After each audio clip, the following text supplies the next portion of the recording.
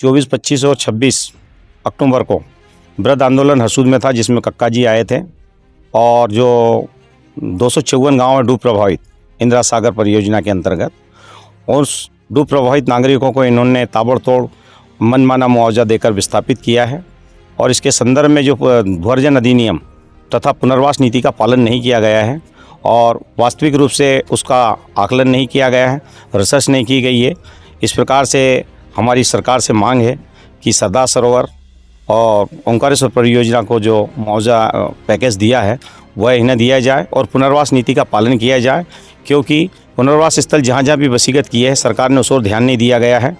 और इन्होंने जो ज़मीन के बदले ज़मीन देने की बात कही गई थी, बेरोज़गारों को रोज़गार देने की बात कही गई थी तथा इन्हें पुनर्स्थापन होने के बाद इनके आर्थिक और सामाजिक विकास के संदर्भ में कहा गया था, वह कुछ भी नहीं हुआ है। और ये तमाम 254 गाँव के पीड़ित और दुखी परिवार जगह जगह भटक रहे हैं।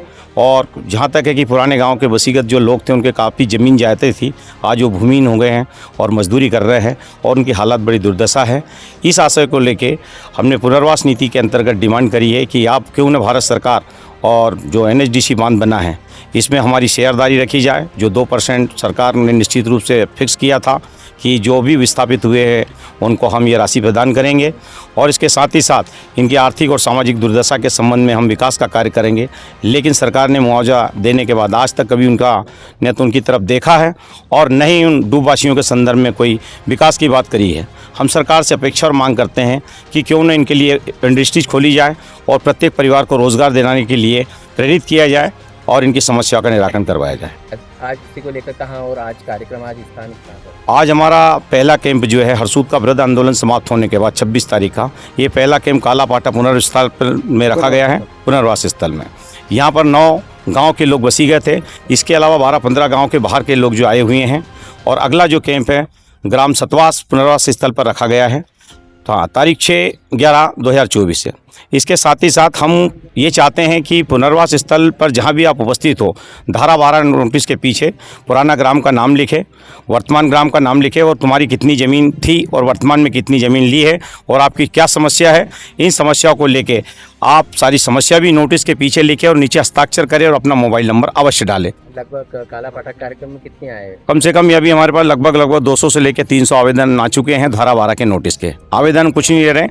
और अगर जिनकी मृत्यु हो गई है, जिन धारा 12 का नोटिस जैसे आज से 20 साल पहले मिला था, तो मृत्यु की उसकी दिनांक लिखे जिसके नाम से नोटिस है और इसके अलावा उनके वारसनगण का नाम भी लिखे, क्योंकि बाद में ये आवश्यकता पड़ेगी तो मृत्यु प्रमाण पत्र और संबंधित ग्राम पंचायत का वारसन प्रमाण पत्र लगेगा, इसलिए ये आवश्यक दस्तावेज है।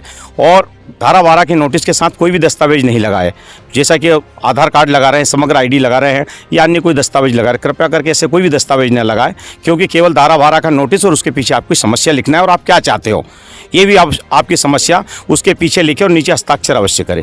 क्यों कि कल दिनांक में NHDC डिपार्टमेंट से जब बात होगी कि भाई आप ये फ़ोन नंबर है और आप सर्वे करवा लीजिए, अमुक अमुक स्थान पर ये सारे डूब प्रभावित लोग परेशान हैं। करीब 22 साल हो गए यहाँ पर मूलभूत सुविधाओं से वंचित हैं। आज तक शासन प्रशासन का हमारे डूब क्षेत्रवासियों की तरफ ध्यान नहीं गया, जो सभी समस्या से जूझ रहे हैं। जैसा कि आज 2 तारीख को ग्राम पुनर्वास कालापाठा में अभी कैंप लगा है, श्रीमान जी के समक्ष इन्होंने भी समस्याएं देखी हैं और देख रहे हैं जहाँ पर पंडाल लगा है। मुझे बड़ा हर्ष है कि NHDC के एथराइज वकील सुजान सिंह राठौर जी, डॉक्टर BL बकोरिया वकील साहब, ये हमारे साथ में आए, खंडवा से आकर उन्होंने यहाँ हमारे डूब क्षेत्रवासियों की समस्याएं सुनी। मैं चाहूँगा कि हमारे डूब क्षेत्रवासियों की तरफ से हमारी बात को माननीय उच्च न्यायालय के समक्ष रखें, इन्हीं आशाओं के साथ।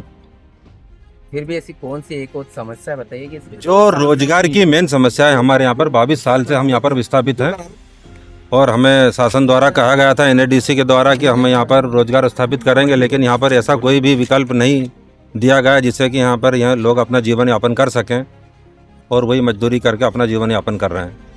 25 वर्षों से मुआवजे के केस लड़ रहा हूँ, लेकिन लगभग अभी आज जो धारा 12 के नोटिस प्राप्त हुए हैं, धारा 12 के नोटिस प्राप्त हुए उसमें 98% लोगों ने ज़मीन नहीं खरीदी, एक 33 एकड़ का काश्तकार आया, उसने एक एकड़ ज़मीन नहीं खरीदी। एक 23 एकड़ का बड़गांव का काश्तकार आया, उसने भी ज़मीन नहीं खरीदी। उनके 17,000 का मकान का मुआवजा दिया और 20,000 रुपये प्लाट के काट लिए। तो ये कौन सा न्याय हुआ? हम निवेदन करेंगे शासन से कि इनके बारे में थोड़ा सा सर्वे करें और सर्वे करके आकलन करें कि आपने हमारे साथ में क्या किया है। मैं निवेदन करूंगा संपूर्ण प्रशासन से, ताकि हम कोर्ट के दरवाजे नहीं जाएं और सीधे आप हमें यहीं पर उसका निराकरण करके दें। जय हिंद।